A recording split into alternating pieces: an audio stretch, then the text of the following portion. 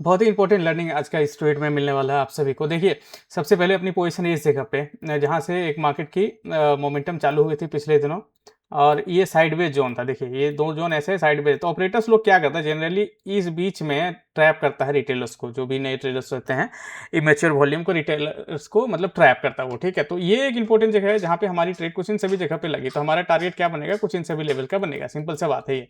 अब देखिए, जैसे यहाँ से ऊपर मार्केट कहाँ तक जा सकता है, ये लेवल्स हुए और ये गैप फिलिंग, ये दो चीज़ों को, तो हमारे स्टॉप लॉस को इतने दूरों तक हमें समझना पड़ेगा कि इतना दूर तक हमारे स्टॉप लॉस हमें झेलना पड़ सकता है। तो ये तो हमारी स्टॉप लॉस के रेंज है ये, ठीक है। ऑल्दो इसके बावजूद भी एक मार्केट यहाँ तक गया नहीं, और अगर आप देखेंगे तो हमने अपने पोजिशंस को काट दिए हैं और कुछ ही बस प्रॉफिट जो है विच इज कोई बड़ा प्रॉफिट नहीं। ये तो ऑर्डर्स को भी अगर आप देखेंगे तो क्लियरली पता चलेगा, ठीक है। तो देखिए 11:25 10:17 पे लिए 11:25, 1 घंटे से ज़्यादा के ट्रेड से खड़े रहे, उसके बाद हमने इसे काट दिया टाइम बेसिस पे। मैंने एक बार बताया था ना कि हम लोग एग्जिट करते हैं टाइम बेसिस पे, टाइम बहुत ज़्यादा करके हो जाए मार्केट में तो हम उसे एग्जिट करते हैं। देखिए यहाँ पे क्या होना चाहिए, दो चीजें। एक सबसे बड़ा बात है आपका स्टॉप लॉस। मान लीजिए यहां तक भी मार्केट आ जाता है और अगर आपका रिस्क 2000 का है और 2000 ब्रीच नहीं करता तो आप उसको वहां तक होल्ड कर सकते हो जब तक ये करे नहीं तब तक, ठीक है। सबसे पहली बात है, ट्रेड लेने से पहले तक की जितनी एनालिसिस है उतनी होनी चाहिए। ट्रेड लेने के बाद में आपको किसी भी तरह से एनालिसिस इस चीज के लिए नहीं करना चाहिए कि चलो मैं इसे थोड़ा सा स्ट्रेच करता हूँ, अपना स्टॉप लॉस को यहाँ से उठा के यहाँ ले जाता हूँ, ठीक है। ये बिल्कुल नहीं करना चाहिए, एक। और दूसरा बात क्या है, जैसे कि इसमें हम लोगों ने क्यों काटा ट्रेड, क्योंकि टाइम 1 घंटे से ज्यादा हो गया इस कारण से, और मुझे टाइम भी नहीं था इतना ज्यादा कि मैं इसे होल्ड करके रखूं, इसलिए लिए मैंने काटा। अब ये ट्रेड आसानी से यहाँ से आ जाता है क्योंकि लॉजिक हमारे कोई खराब नहीं है, लॉजिक बिल्कुल सिंपल से, जो एक बेसिक लॉजिक होता है मार्केट का वो काफी ज्यादा जो कि काम हमेशा करता है। एक स्विंग से लेकर के दूसरे स्विंग तक मार्केट में ऑपरेटर्स जो हैं रिटेलर्स को ट्रैप करता है, ये चीजें को, अगर ये चीजें बहुत ज्यादा इंपॉर्टेंट है और आप अपनी ट्रेडिंग से भी रिलेट कर पाएंगे, ठीक है।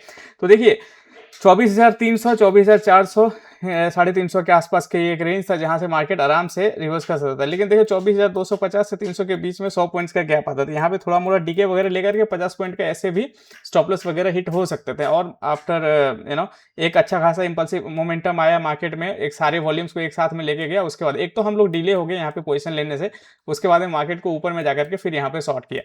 शॉर्ट करने पे थोड़ी देर के लिए मार्केट ऊपर जरूर गया, उसके बाद फिर हमारे फेवर में आया, हम लोगों ने देखा क्या टाइम काफी ज्यादा हो गया। ये भी एक एग्जिट का बहुत इंपॉर्टेंट पॉइंट्स कि आप कितने देर तक मार्केट को होल्ड करते हैं। ऐसा ना हो कि आप बहुत ज्यादा देर तक मार्केट को होल्ड करो, बेवजह आपको मार्केट समझ में आ रही है उसके बावजूद भी आप नुकसान देके चले जाओ, एक ये होता है। दूसरा है, आप देखिए यहाँ रिग्रेट का भी क्या होता है ट्रेडर्स को कि आपने ये पोजीशन बनाई, यहाँ पे आपका स्टॉप लॉस कुछ इस जगह पे है, मार्केट थोड़ा देर के लिए रहा, आप टाइम बेसिस पे एग्जिट ले लिए, उसके बाद में मार्केट फिर आपके फेवर में चला जाए, उसमें लगता था ओ सेट ये मैंने गलती कर दिया, मेरे को एग्जिट नहीं लेना था, मेरा स्टॉप लॉस जाता नहीं और वहां पे हमको टारगेट मिल जाता, ठीक है। लेकिन आप समझिए, एक तो होता है टारगेट बेसिस पे एग्जिट करना और दूसरा होता है कि टाइम बेसिस पे एग्जिट करना। बहुत ज्यादा टाइम ऐसा होता है कि मार्केट काफी देर तक उस जगह पे घूमता हुआ रह जाता है, तो आप क्या करते हैं, एक छोटे लॉस या छोटे प्रॉफिट जो भी हो उस जगह पे आप वहां पे उसको एग्जिट करते हैं। तो यहाँ पे अपना वही कहानी था, ठीक है, कि एग्जिट का मेन रीजन क्या था कि 1 घंटे से ऊपर हो गए मार्केट, थोड़े से ऊपर गए वापस नीचे आया, फिर एग्जैक्टली कुछ उसी जगह पे रह गया, ठीक है। अब देखिए यहाँ पे एग्जिट को मैंने क्यों प्लान किया और उसके पीछे का रीजन क्या रहा है, ठीक है। अगर आप देखोगे तो कुछ इन सभी जगह पे एग्जिट को प्लान किया हमने। अब यहाँ पे क्या होता है मार्केट में, जैसे इन सभी जगह पे अगर आप देखोगे तो कल पिछले दिनों ये ऐसे जगह होंगे जहाँ पे अच्छे खासे वॉल्यूम एक्यूमुलेट होंगे, ठीक है, जो पॉइंट ऑफ इंटरेस्ट इसका बनता है।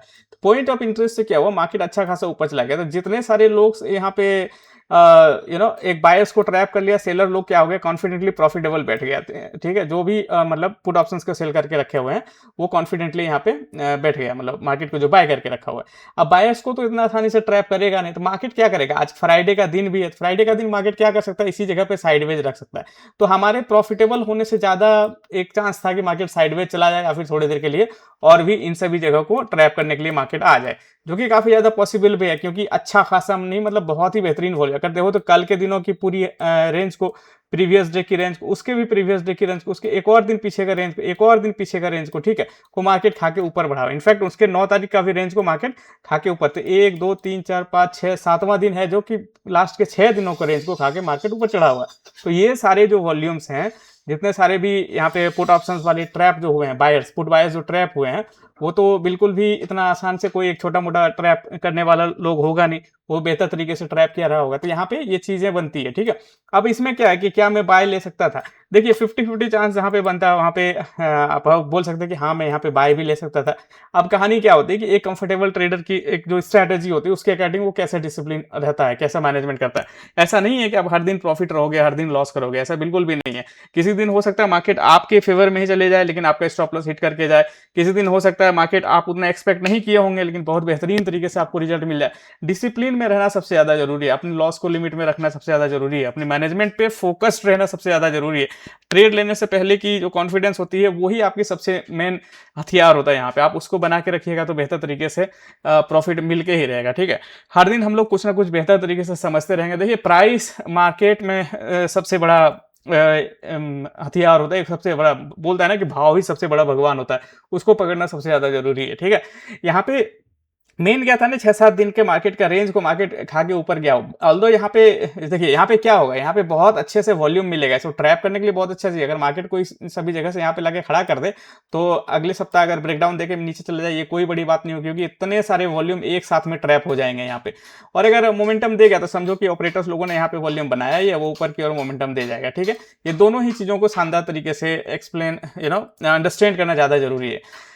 अब अगर इसके पीछे वाले दिनों को देखिएगा तो मार्केट ने जहां से फॉल किया था, मार्केट कुछ उन सभी जगह को ऑलमोस्ट मोर देन 50% के आसपास तो ग्रैब कर ही लिया है। अगर आप यहां से कैलकुलेट करो तो आपको पता चल जाएगा। देखिए कहाँ तक है, ये 50% के ऊपर में है जहां पे फिलहाल मार्केट खड़ा हुआ। 50% के ऊपर में कहाँ पे, यहाँ से मार्केट पिछले टाइम भी गिरा होता है। जैसे 8 तारीख के दिन में एक अच्छे खासे फॉल आए थे जिसके दौरान मार्केट अभी तक ट्रेड कर रहा है, वो यही रेंज है यहाँ पे ही, ठीक है।